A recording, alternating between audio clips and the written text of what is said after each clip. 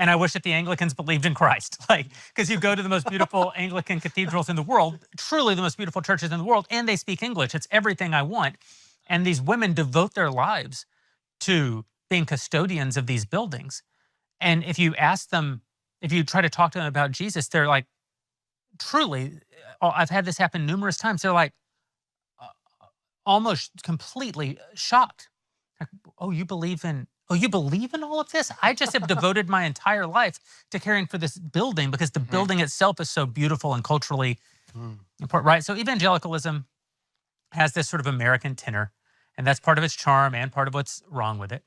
But as America has become softer, the evangelical church has become softer. It reflects the culture.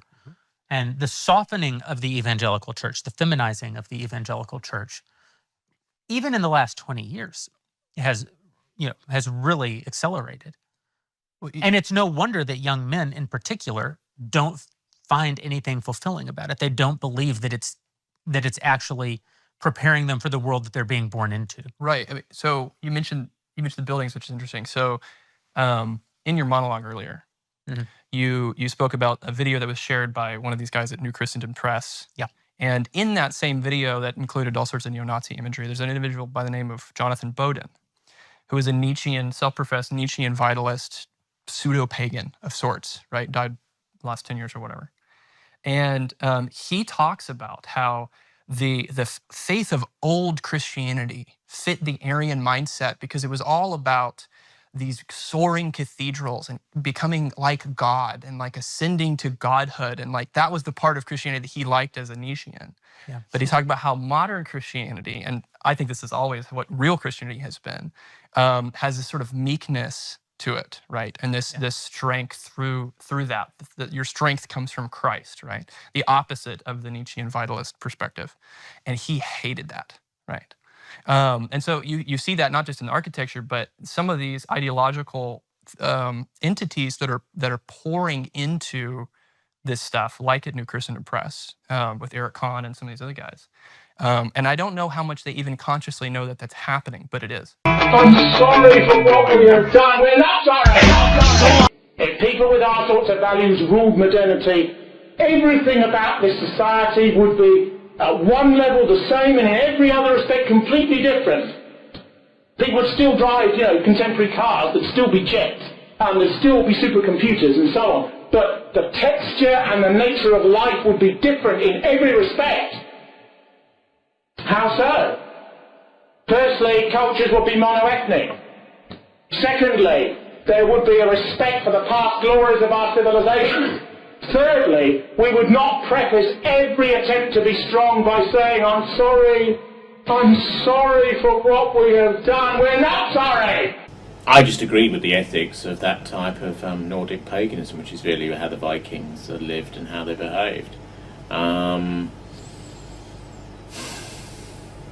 I'm less concerned with small groups, which I respect, like the Odinic Rite. But I personally believe that those sorts of things will only ever activate postmodern minorities, and very small ones at that. But no, I think people should identify with what they think that they are, and that their value and the values that they hold.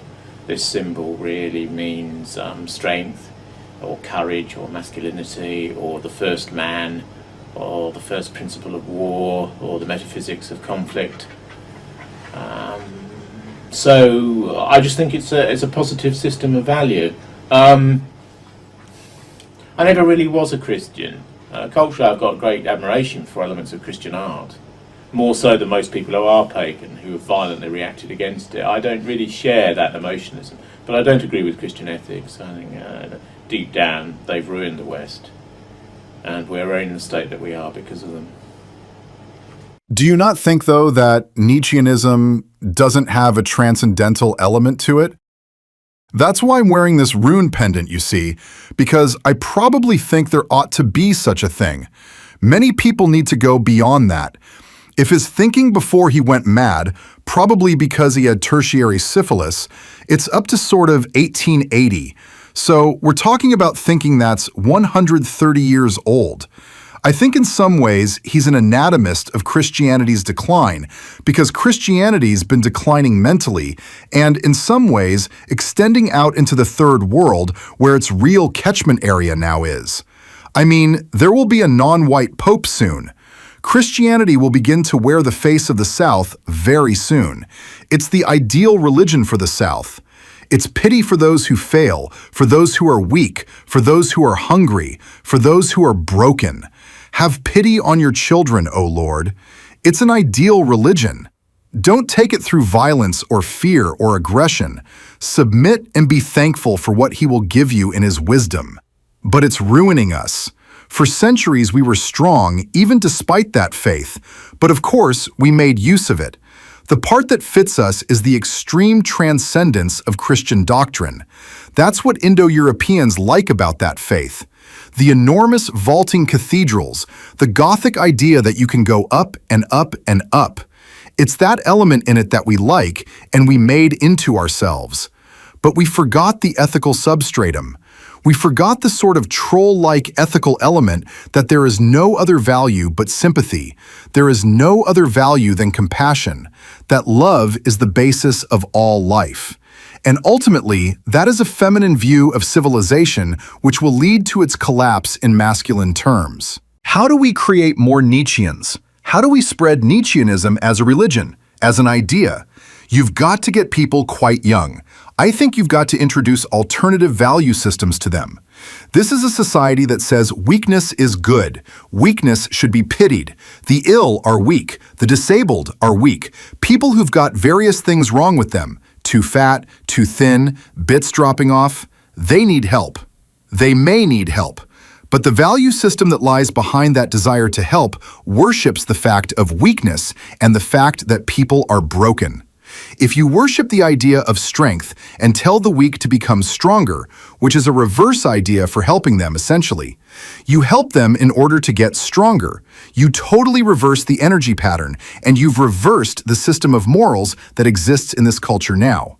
You've reversed the sort of things that Rowan Williams, or his predecessor, or his likely successor, always says, basically. I think that's what you have to do. I personally think it's a moral revolution, not anything political, that will save the West. Because all the technology is here. All the systems of power are here. You only have to change what's in people's minds. It's very difficult, though.